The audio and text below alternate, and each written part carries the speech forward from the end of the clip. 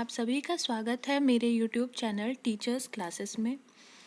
आज हम भूगोल का एक पार्ट 1 लेकर आए हैं जिसमें हम भारत की स्थिति एवं विस्तार के बारे में कुछ शॉर्ट पॉइंट्स के थ्रू ऐसे बुलेट पॉइंट्स जो कि एग्ज़ाम में हम छोटे छोटे पॉइंट्स जो भूल जाते हैं उनको कवर करेंगे। तो चलिए शुरू करते हैं आज का ये वीडियो। जैसे पहला पॉइंट है, भारत का अक्षांशीय व देशांतरीय विस्तार कितना है। भारत का अक्षांशीय व देशांतरीय विस्तार कितना है? तो इसका उत्तर होगा 8 डिग्री 4 मिनट उत्तरी अक्षांश से 37 डिग्री 6 मिनट उत्तरी अक्षांश तक और 68 डिग्री 7 मिनट पूर्वी देशांतर से 97 डिग्री 25 मिनट पूर्वी देशांतर तक।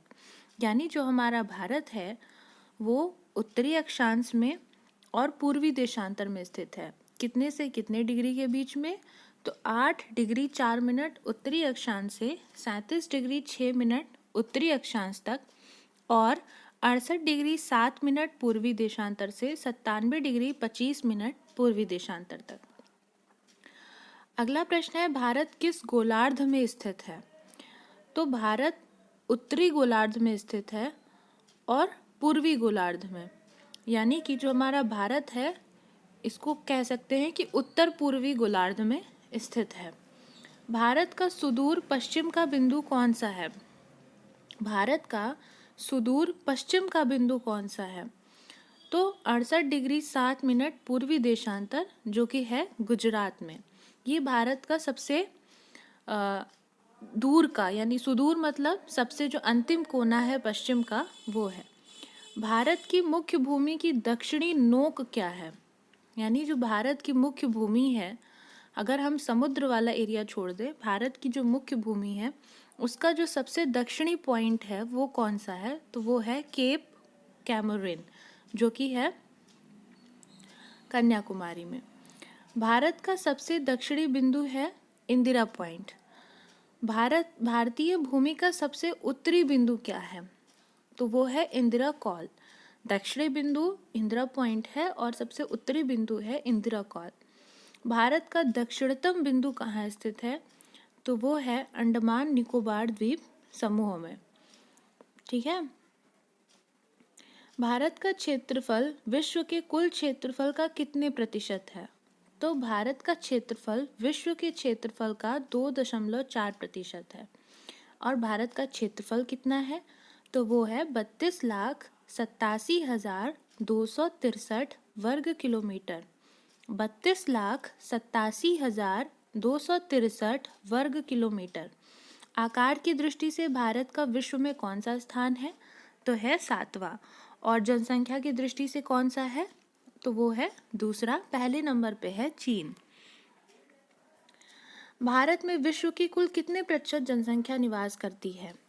तो भारत में विश्व की जो कुल जनसंख्या निवास करती है वो है 17.5%। कितने प्रतिशत? 17.5%। 17.5%। भारत की उत्तर से दक्षिण तक की लंबाई कितनी है? भारत की उत्तर, ये नॉर्थ है और ये साउथ है। तो कह रहा है कि भारत की नॉर्थ से साउथ तक की दूरी कितनी है? तो वो है 3,214 किलोमीटर। कितनी है? 3,214 किलोमीटर। भारत की पूर्व से पश्चिम तक की लंबाई कितनी है? तो ये पूर्व है। पूर्व से पश्चिम तक की लंबाई कितनी है? ये एरिया है आपका 2,933 किलोमीटर। 2,933 किलोमीटर, माफ़ कीजिएगा, 2,933 किलोमीटर। भारत की स्थलीय सीमा की लंबाई कितनी है? भारत की स्थलीय सीमा की लंबाई कितनी है? तो वो है 15,200 किलोमीटर। और भारत की मुख्य भूमि की तट रेखा की लंबाई कितनी है? तो मुख्य भूमि की तट रेखा की लंबाई है 6100 किलोमीटर। भारत की द्वीपों सहित तट रेखा की लंबाई कितनी है? यानी अगर हम भारत के द्वीपों को, आइलैंड्स को भी अगर हम इंक्लूड कर लें तो तट रेखा की लंबाई कितनी हो जाती है? बढ़ जाती है, जो कि हो जाती है 7,516.6 किलोमीटर।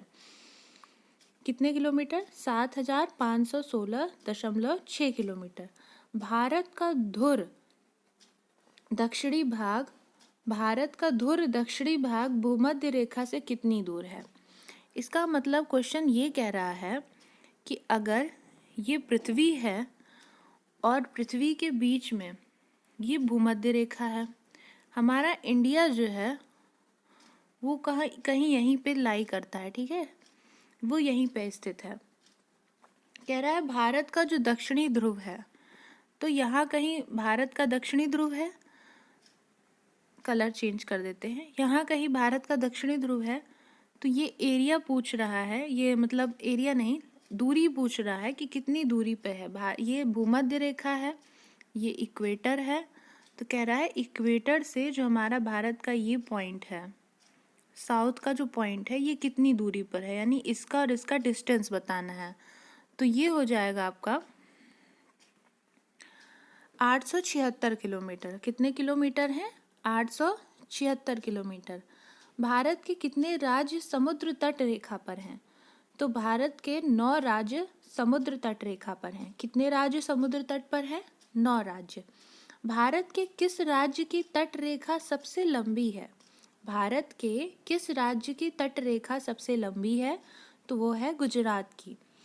और भारत के किस राज्य की तट रेखा सबसे छोटी है? वो है गोवा की। कहाँ की है? गोवा की।